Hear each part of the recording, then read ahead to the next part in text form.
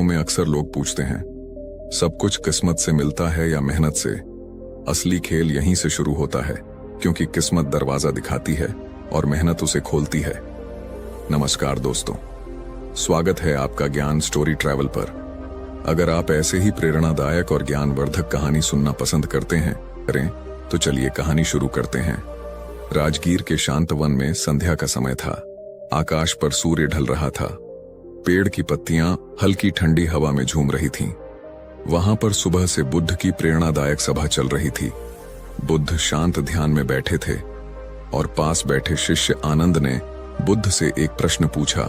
भगवान, संसार में हम देखते हैं कि कोई बिना मेहनत के अमीर बन जाता है और कोई दिन रात परिश्रम करके भी गरीबी में जीता है। क्या यह सब केवल किस्मत है या इसमें कर्म का भी भाग है? बुद्ध ने आनंद पर गहरी दृष्टि डाली और बोले, आनंद, आज मैं तुझे एक कथा सुनाता हूं।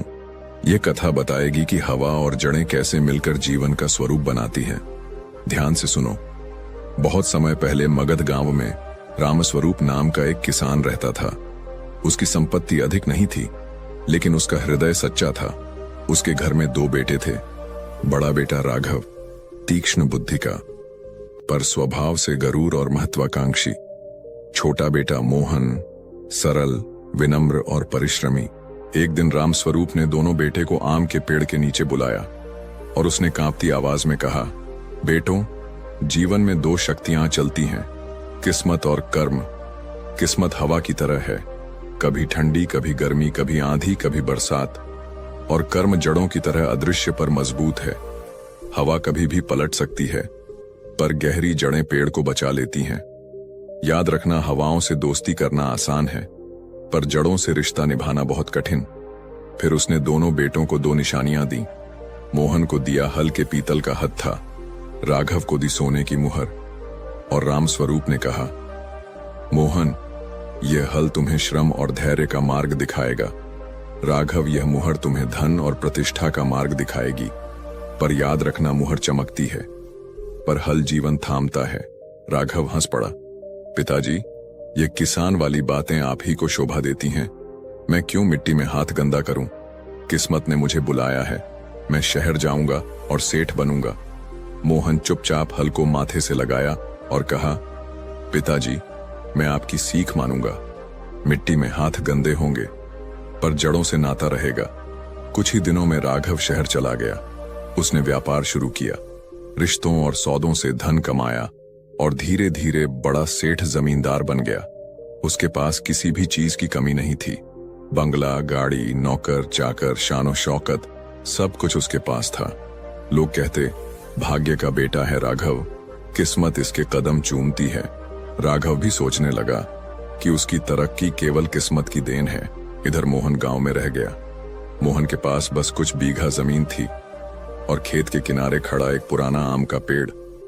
वह सुबह से शाम तक हल चलाता, बीज बोता, वर्षा और धूप झेलता। गांव वाले हंसते, मोहन, तेरी किस्मत तुझे कभी अमीर नहीं बनाएगी। पर मोहन मुस्कुराता और कहता, किस्मत अपनी जगह है, मेहनत ही असली धन है। समय बीतता गया। मोहन के खेत में कभी सूखा पड़ता, कभी अतिवृष्टि, कभी बीज सड़ जाते, कभी साहूकार कर्ज चढ़ा देता, कभी बच्चों की बीमारी, कभी भूख के दिन। फिर भी मोहन डटा रहा। उसने अपने खेत में नालियां खोदी, पेड़ की जड़ों को संभाला और धैर्य से खेती करता रहा। उसके आंसू मिट्टी में गिरते, पर उसी मिट्टी से नए अंकुर भी फूटते। इधर राघव का वैभव बढ़ता ही गया। वह गांव लौटा तो चमकदार बग्घी और नौकरों की भीड़ उसके साथ थी। गांव में उसने हंसकर मोहन से कहा, भाई, तू अब भी मिट्टी में है, आओ मेरे साथ चलो। किस्मत ने मुझे ऊंचा किया है, हल हत्थे से कोई आगे नहीं बढ़ता। मोहन ने शांति से उत्तर दिया, भैया, हवा का ताप दूर से अच्छा लगता है, पर जड़ों से भागना उचित नहीं। मेरी जड़ें इसी मिट्टी में हैं। राघव ठहाका मारकर चला गया।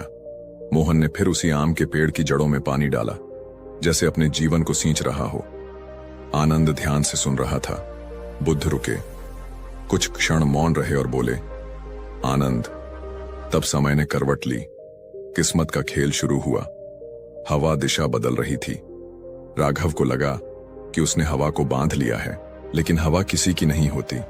उधर मोहन की जड़ें धीरे धीरे धरती में गहरी हो रही थीं।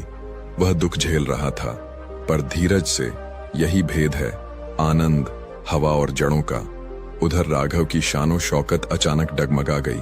उसका धन धीरे धीरे खत्म होने लगा, जबकि मोहन की मेहनत से उसके खेत और जीवन में समृद्धि आने लगी।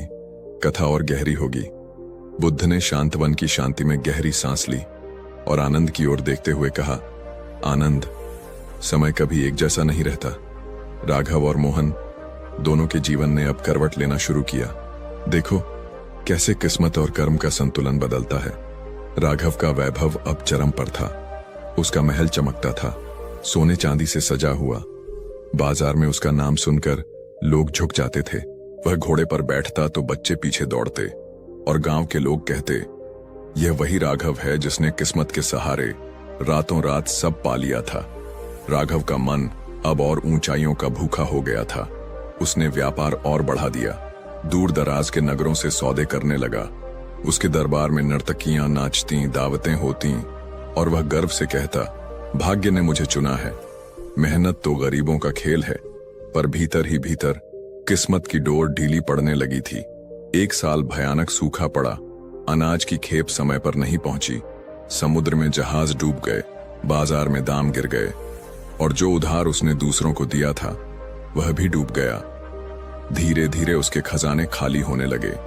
पहले नौकर चले गए, फिर बग्घियां बिक गईं, फिर महल की दीवारें जीर्ण शीर्ण होने लगीं। लोग जो पहले उसके दरवाजे पर सिर झुकाते थे अब पीठ फेर कर निकल जाते। साहूकार दरवाजे पर आकर खड़े स्वर में कहने लगे, सेठ जी उधार लौटाइए।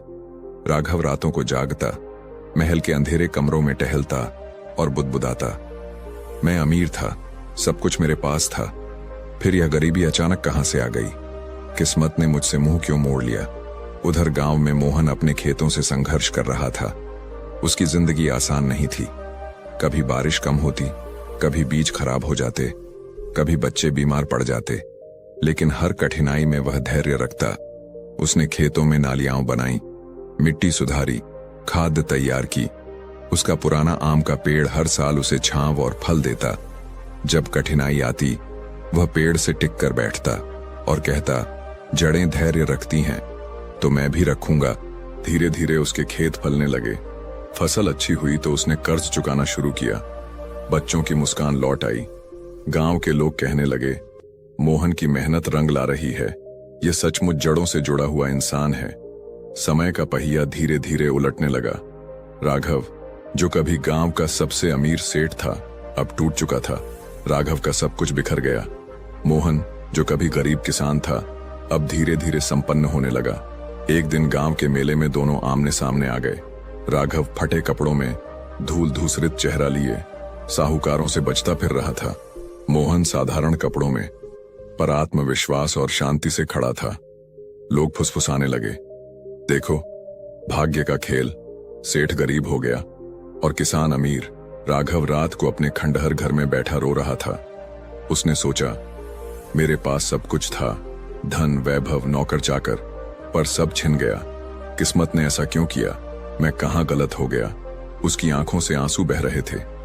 तभी किसी ने उसे कहा, यदि सच जानना चाहते हो तो गौतम बुद्ध के पास जाओ, वे ही बता सकते हैं कि किस्मत और कर्म में क्या भेद है। राघव ने तय किया, मैं बुद्ध के पास जाऊंगा, उनसे पूछूंगा किस्मत ने मुझे क्यों गिरा दिया। बुद्ध ने कथा का यह हिस्सा सुनाकर आनंद की ओर देखा और कहा, आनंद देखो, घमंड से भरा सेठ किस्मत के भरोसे सब पा गया, पर जड़ों को भूला, और किसान जिसने दुख और कष्ट में भी धैर्य रखा धीरे धीरे फलने लगा। अब आगे सुनो। राघव बुद्ध के पास आया और तब उसे जीवन का असली उत्तर मिला। बुद्ध ने शांत स्वर में आगे कहना शुरू किया। एक सुबह थका हारा बिखरे बालों वाला राघव राजगृह के पास स्थित वेणुवन पहुंचा।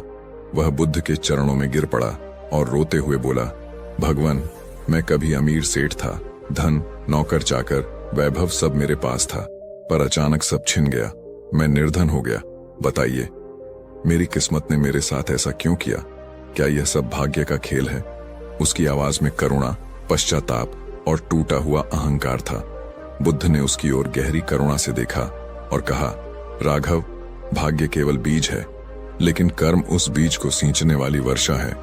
तुम्हें धन तो भाग्य से मिला था, पर तुमने उसे घमंड और लापरवाही से नष्ट किया। तुम्हें लगा कि मेहनत गरीबों का काम है, पर याद रखो, मेहनत ही वृक्ष की जड़ है।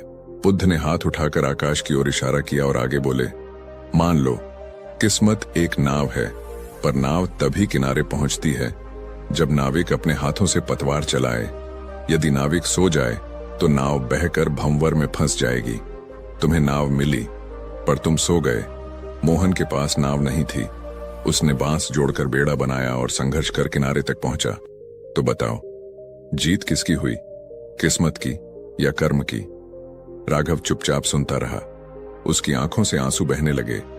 राघव ने कांपती आवाज में कहा, भगवान, अब मैं समझ गया, मेरी किस्मत ने मुझे अवसर दिया, पर मैंने उसे व्यर्थ कर दिया। मोहन ने कठिनाई में भी कर्म किया, इसलिए आज वह सुखी है। अब मैं भी घमंड छोड़कर मेहनत करूंगा। बुद्ध ने करुणा से मुस्कुराते हुए कहा, यही जीवन का नियम है राघव। भाग्य केवल शुरुआत है, कर्म ही मंजिल तक ले जाता है। जो परिश्रम करता है वही सच्चा विजेता होता है।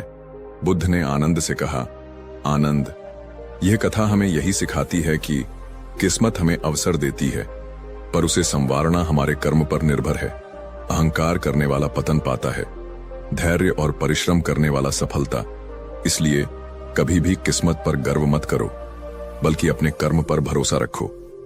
भाग्य द्वार खोलता है, पर उसे पार करना कर्म ही सिखाता है। जो धैर्यवान और परिश्रमी है, वही जीवन में सच्चा समृद्ध होता है। इस कथा से प्रेरणा मिली हो तो वीडियो को लाइक, शेयर और चैनल को सब्सक्राइब जरूर। Salon at ₹780